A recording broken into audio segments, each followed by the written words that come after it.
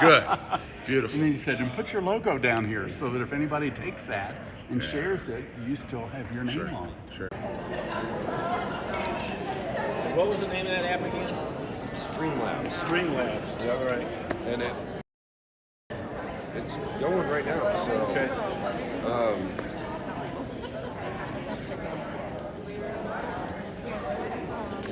Yeah. 30 frames per second. Yeah, that's good. Yeah. No, we're streaming it. So Oh, whose phone is that? Is that that's Rick's. Rick's? So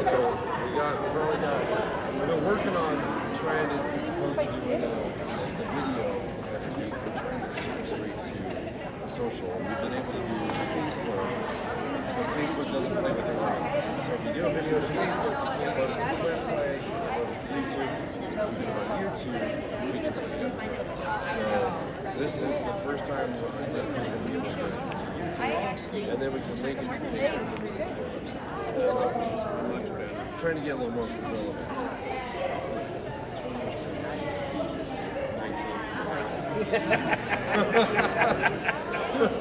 Still working on the 21st is what you're saying.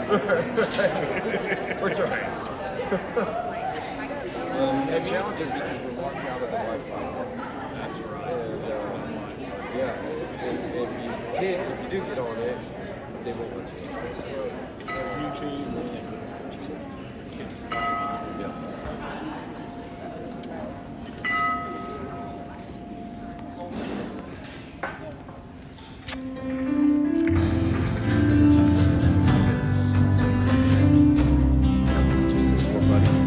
We welcome your spirit as we gather here to love one another in ways you made. We lift up our hearts in joy and open our minds. We welcome your spirit in this holy time. Good morning. I'd like to invite you to say hello to your neighbor.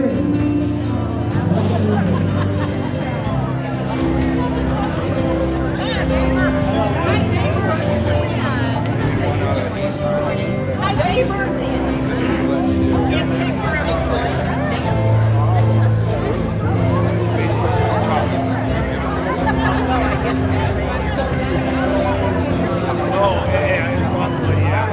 Hey, how are you? Hello.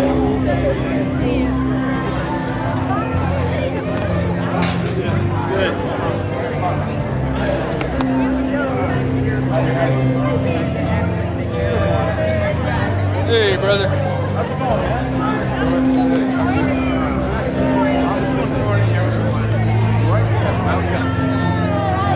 was gonna call you. It's about time. Go on. Everything's going good. Like, I don't know, like you.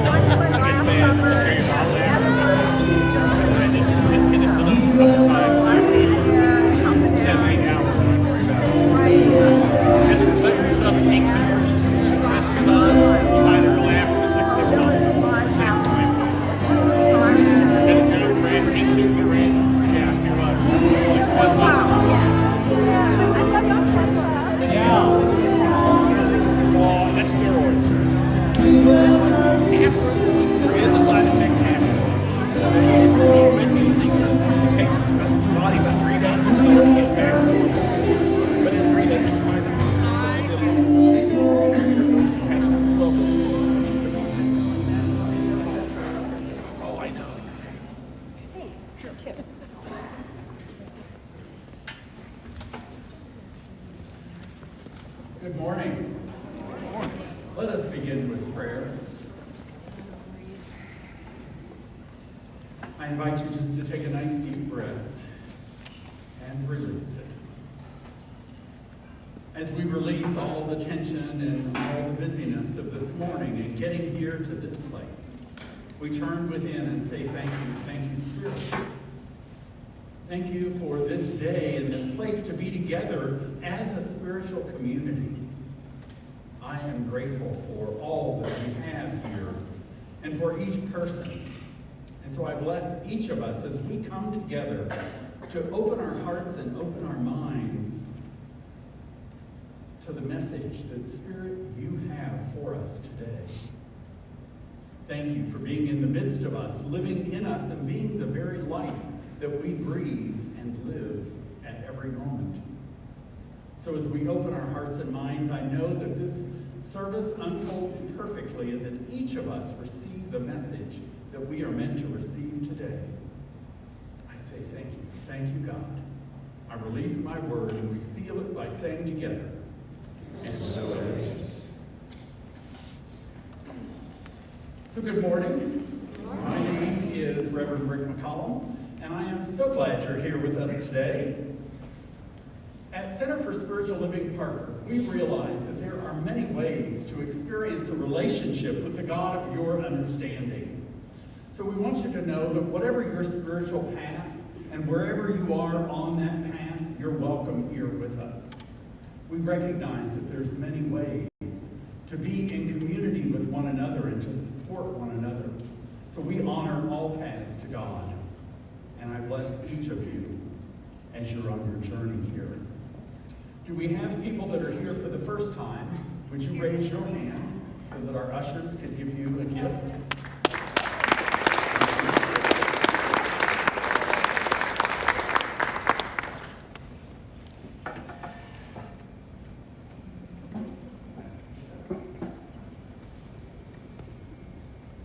There's one in the back row.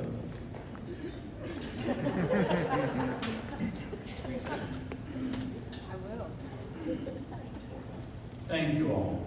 I appreciate you being here. So as a spiritual community, we have an overarching goal to carry us through the next 30 years.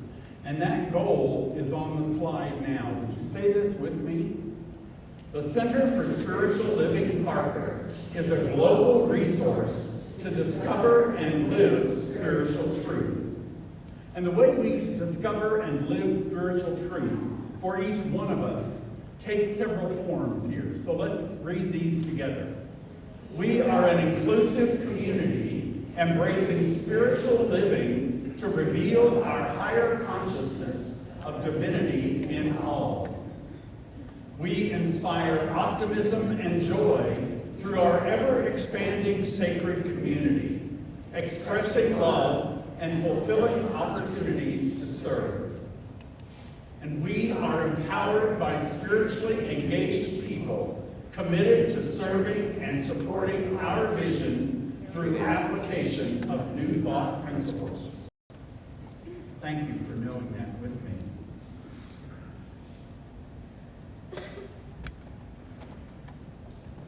Now I'm quickly searching my mind to see if there's anything I need to do before I turn it over to Catherine, and I don't think there is. So.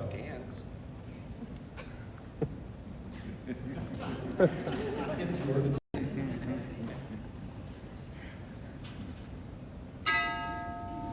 Thank you.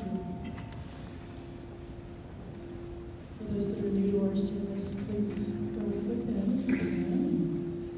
Be in the present moment with your spirit, yourself.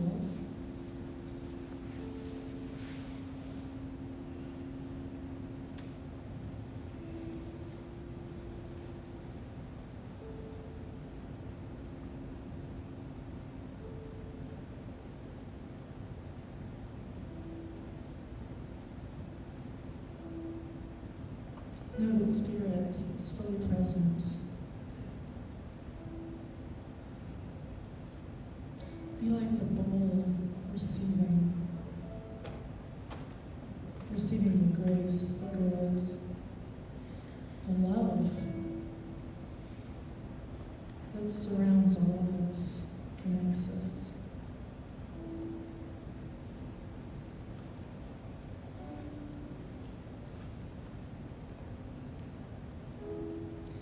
Be like the child breaking leaves to run in, jump in this pile of leaves, to be joyful, to be expressive and spontaneous, letting spirit lead the way.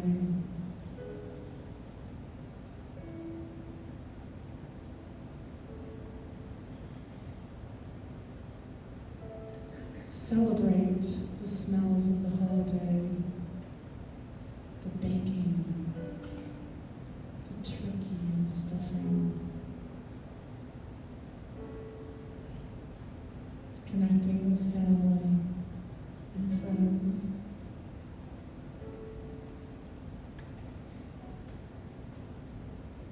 being grateful for everything in your life.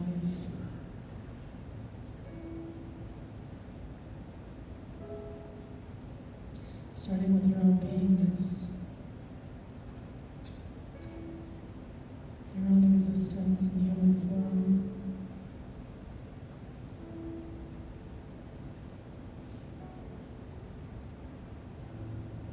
Your ability to be here present physically.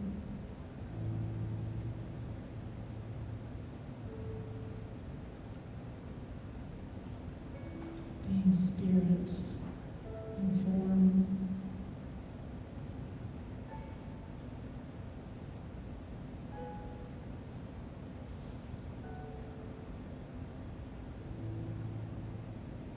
As this season becomes less daylight and more nighttime, allowing us to go within,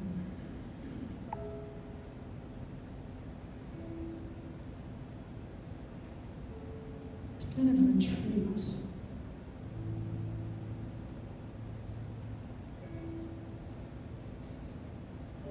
integrating into ourselves.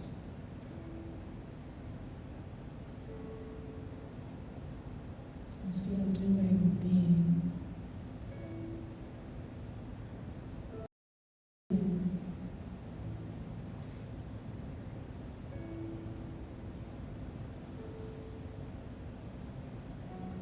Appreciating all aspects of life.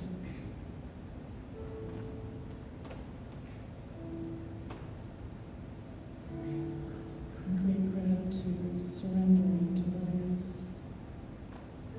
knowing that it's all part of the changing season of life.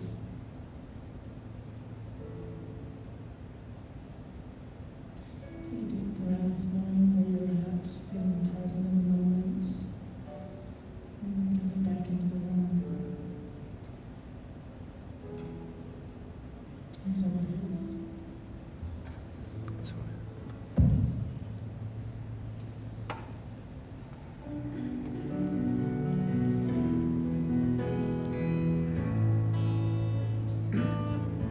I am so blessed, I am so blessed, I am so grateful for all that I have.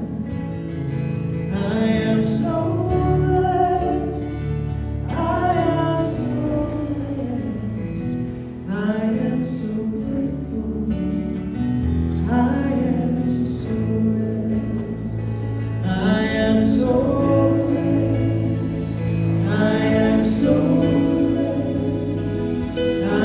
so grateful for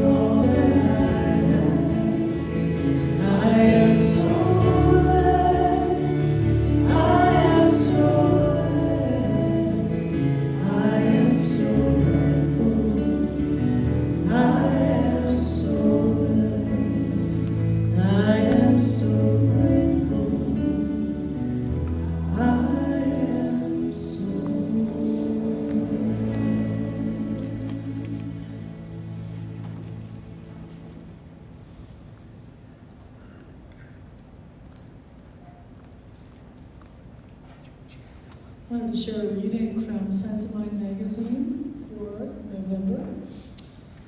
Now is the time to share your good. Our life is a series of seasons. How we weather the seasons of our life depends on our attitude.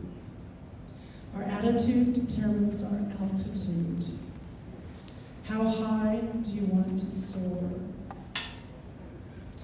Is the gift of your time, talent, and treasure to be used by sharing it with others? If you want to really experience the bounty of the season, perhaps you don't need to look any further than how you give of yourself during this time of year. Watch the leaves on the trees. They intuitively know when to fall. The same happens within us. We move from season to season in our lives, but at times many don't allow the progression to happen so naturally. For those who trust and give of themselves, it comes easily. If you are feeling reluctant, trust that it's time to let go. Instead of canning your good for the unexpected, use it now to help others. Watch your own life change dramatically. Remember, God has never painted a painting except through the artist. God has never written a song or symphony except through the composer. God has never written a book except through the author. The world in which we live needs all of us to do the work. Please find a place to share your good through your time and talent. The universe is waiting. And this is by Reverend Dr. Joe Hooper.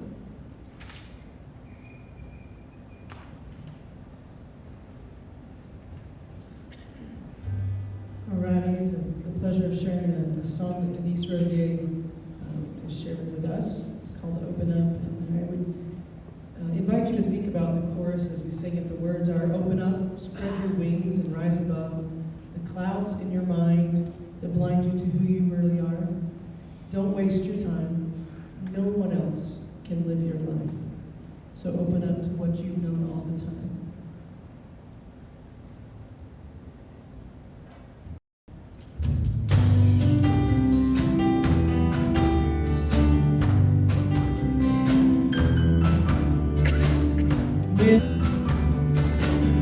Trust yourself, even if you're scared. Don't give up, don't give in to fear. All the strength you seek, you'll find inside. Open up, spread your wings and rise above. The clouds in your mind remind you to who you really are. Don't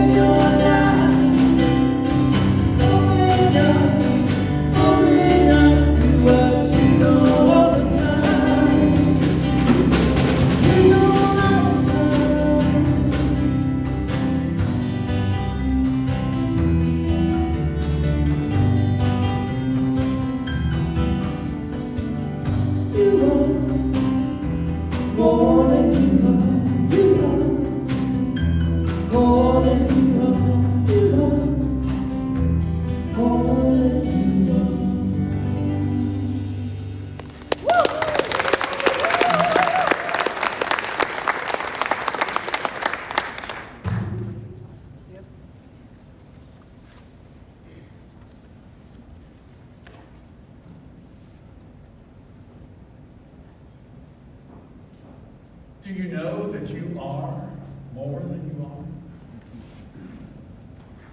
Do you realize that you are greater than just the person that's sitting there in your seat?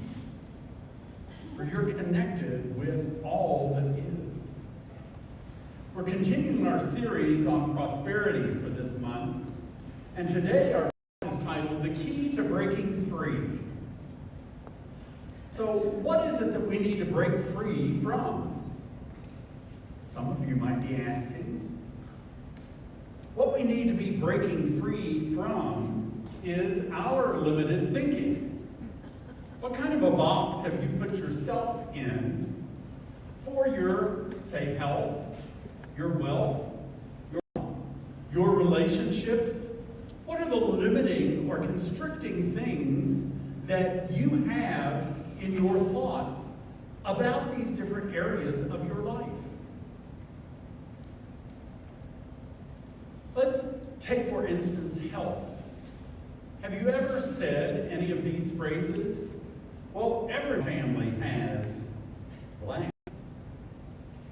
I have blank, whatever it is. So when we believe those thoughts, then we start limiting ourselves, because all of a sudden our life is in that box of this is the parameters. So I want to share a story with you about somebody who broke free from that box. Her name is Mary Mannion Morrissey, and many of you know her through her prosperity courses. So Mary Morrissey, when she was a teenager, was told, she was very sick, and she was told that one of her kidneys was dead, and that the other kidney was ruined by 50%. So the doctor told her, but she believed the doctor. But as the doctor left the room for this news, the chaplain walked into the room. The chaplain, I don't know who this woman was, but I'm sure she was an angel. She said, Mary, do you know that everything is created twice? The bed you're laying in, the gown you're wearing, all of this equipment in the room, these were all thoughts before they became things. So everything is created twice. First in mind, and then it's outpictured as a manifestation. She said, could you believe that we could say a prayer that would sweep all of the toxicity in your body into your bad kidney? And when the doctors remove that, they're removing all the toxicity from your body. Mary said, no. But I can tell you do. And the chaplain said, yes. And that's enough. If you can borrow my belief, then you're giving a little corner of your mind open to this as a possibility. So the next day, they removed her kidney. And she started getting better and better. And guess what? She didn't die. She's out teaching prosperity courses. And not her thought that this could happen. There could be something else. There could be another outcome than what the doctor is saying really worked in her life. What do you believe for yourself in the area of health? I can tell you that I worked as a nurse for years. And as a nurse, I could often tell when someone was going to die and when they were going to thrive after a surgery, just by listening to them. Did they believe in their surgeon? The people that loved their surgeons, that knew they were going to do well when they had their surgery, did well. And the ones that said, I don't really think I trust this guy, he's not really great, she's not instilling a lot of confidence in me, they didn't do so well. It was all in their minds and what they were going to believe for themselves. So our first key to breaking free is it's done as you believe. So we want to see things from a new perspective. Like Mary Morrissey, got to see her in a new way, not believing what the doctor said, you're going to die, but looking at it differently. Maybe all this toxicity is going to be taken away, and I'm going to live. So we need to see things from a different perspective if we're going to break free from our limited thinking, break free from the box that's holding us. God is good and constantly creating abundance in all things. Since we are that same nature as God, we are good and we can create abundance in all that we're doing. Are you open to thinking a new thought? Are you open to seeing from a new perspective? Now, I've been talking about health here. What about your wealth, your finances? What kind of box do we put ourselves in when we think about our finances? Do any of these statements sound familiar to you? Money doesn't grow on trees. Rich people are selfish and unspiritual. I can't have both love and money. If I want to earn more money, I have to work harder. Are we limiting ourselves by repeating these statements? By believing these statements?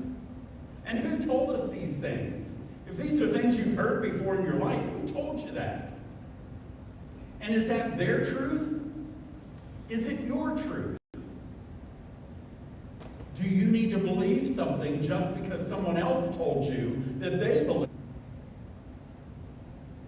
Several of you laugh at me because we say this is a church of perpetual responsibility. We get to look at what is right for us. What is our truth? What rings true with our heart and with our soul? If your mind is cluttered with limiting beliefs about money, then you're not in harmony with the frequency of abundance. And if you're not in harmony with the frequency of abundance, you're not going to have abundance in your life. At least abundance of money, or good relationships, or health. Here's the dark side of my humor. You can have abundance of crap in your life. Sure, you can have abundance. So we have to watch our thinking. We have to see what it is that we want and what's going to lift us up and others up with us. We don't want to block the flow of abundance to ourselves by limiting our thinking. Our second key to breaking free is to align yourself with your spiritual nature. So when we do this, we recognize we're one with Spirit. We're one with God. And that nature of God is our nature. We're told human, and so we're little mini gods being that same look, that same body, if you will. That's not what that means. It means that we are the same nature. The qualities of God are the qualities of our life when we open ourselves to that. So qualities of God, being good, unconditional love, joy, peace, acceptance, excitement about life. These are all things that are the nature of God, and therefore they're open because they're our nature. Are we going to open our minds to believe that and to express that in our thinking? Our minds are seeing limitation, then we need to get a higher thought. We need to get a bigger God, because God does not have limitation here. Is there something that constricts you in your life around money? So another story for you. The same person, Mary Manning Morrissey. She had an experience that transformed her experience around money. And I want to share that with you. She went to see this spiritual teacher. Now, she drove a good distance to listen to this man. She had waited and waited and was so excited about hearing him speak. He came out on stage, and people applauded, and he walked to the middle of the stage. He took out his billfold. He pulled a big wad of money out of his billfold, and he fanned it out so that everyone could see this money. He held it up, and he said, "This is money. I love," and started kissing it. Now, Mary Morrissey said, she thought, "I can't believe this. I have come all this way to listen to this man, and he's not even spiritual." She said she was shocked, disappointed, filled with judgment and criticism about him. And then he took the money and he put it back in his wallet. He didn't even give it to her. He looked at the crowd and he said, "I just want you to notice, if you had any kind of feelings of repulsion or revolted by what I just did, maybe you even wondered if I was a spiritual person because of what I did." And Mary said, "I really had to be careful that my head wasn't shaking." The man then said, "Let me suggest something. Instead of doing what I just did, what if I walked out on stage holding the hand of a precious 5-year-old boy? And what if I got to the middle of the stage and I picked him up and I held him up to you and I said, 'This is my grandson. I just love my grandson. I love this little boy.' And then I lower him and start kissing his head. Would any of you have been revolted? Would you have been repulsed by me doing that?" He said, "No, you wouldn't. Because we've been highly trained that it's okay to love a grandchild, but it's not okay to love money." Then he went on to say that money was a symbol of freedom. With money, you can go where you want to go. You can buy things you want to buy, and you can give to causes that you wish to give to. So there's a certain freedom here when we accept money into our lives. He also said, if you did feel some repulsion about how I treated money and what I said about the money, I want to tell you something. Money heard you. You didn't even have to speak it out loud, and money heard you. Why would money want to come somewhere that is not loved? Makes us think, doesn't it? Money is just energy. So are we open to circulating that energy in our lives? I want to share with you some wisdom from several gurus here. The first one is Neil Donald Walsh. He says, you do not need to be concerned about money. Be concerned instead about joy. How much joy are you bringing to this moment? The joy you experience will be the joy you bring. If you think that joy has anything to do with money, you do not understand what you're doing here. So it's joy that we need to be about bringing into our lives. Eric Butterworth, who wrote Spiritual Economics, says, watch your spiritual priorities. The goal should not be to make money or acquire things, but to achieve the consciousness through which the substance will flow when and as you need it. In other words, it's not about gathering a bunch of money, but it's about creating the consciousness, the thoughts in our minds of trusting God, trusting Spirit, that when we need anything in life, Spirit is going to provide it. That substance will flow to and through us. The key here is that we have to be willing to let it flow. How much water water can you hold in your hand when you've grasped your hand? That's not flow. You have to open it up and let it flow through. We let money flow through our lives so that we can bless others, and in turn we are blessed. Catherine Ponder has taught prosperity courses. She says, I do not depend upon persons or conditions for my prosperity. God is the source of my supply, and God provides its own amazing channels of supply to me now. That I have is enough.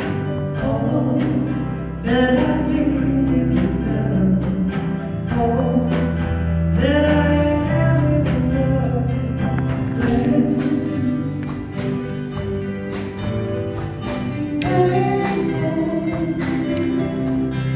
So thankful.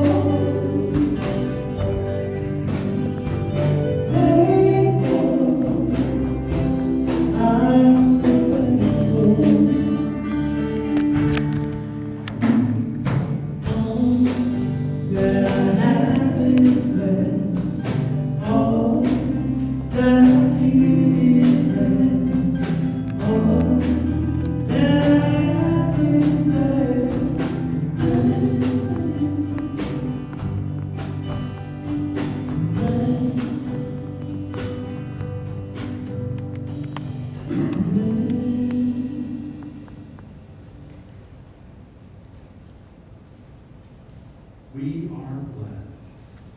And so as we give, we know that this blessing goes forth to do the work of this center and to make a difference in the world.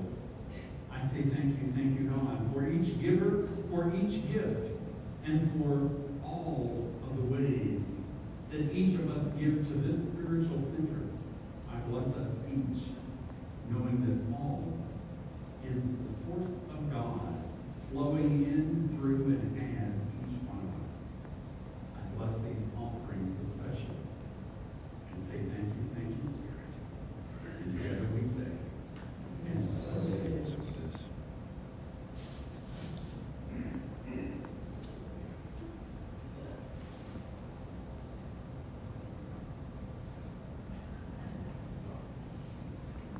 I have a strong enough voice to deliver a message. So these are the announcements. Please observe the PowerPoint at the beginning of the service for more announcements. The final social justice discussion group is on this LTE or Tuesday 5G or from what are we? 6 to 8 p.m. at the TEC or TEC building. Okay. The program is to practitioners if they're willing to learn more prosperity. I'd like to turn it over to Reverend Rick for more information. So I have a couple more things. Since this is November, yes, it's Prosperity Month, but we typically think about gratitude. And next week I'm going to be talking about the key of gratitude. But I want to give some gratitude, slide please, to a few people. And I'm going to start with Phil Meyer. Phil Myers has been doing our metaphysical Bible study since before I got here. So we were figuring this morning, I think it's been close to 5 years that every month he has been preparing and presenting this metaphysical Bible study. So I honor you, my brother, for doing that. And the time for that has come to an end. And so he's moving on to new things in his life. And I thank you for how you have served this community and what you have done for us.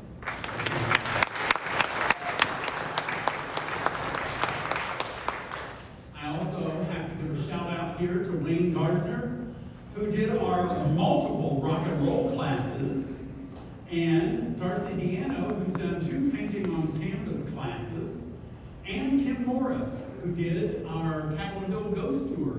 All of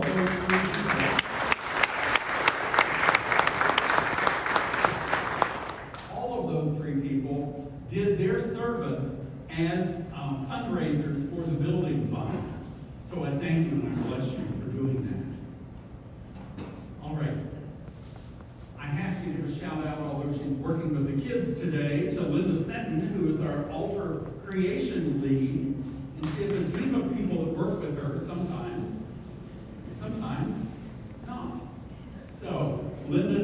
altar, and I appreciate the work that she and her team does.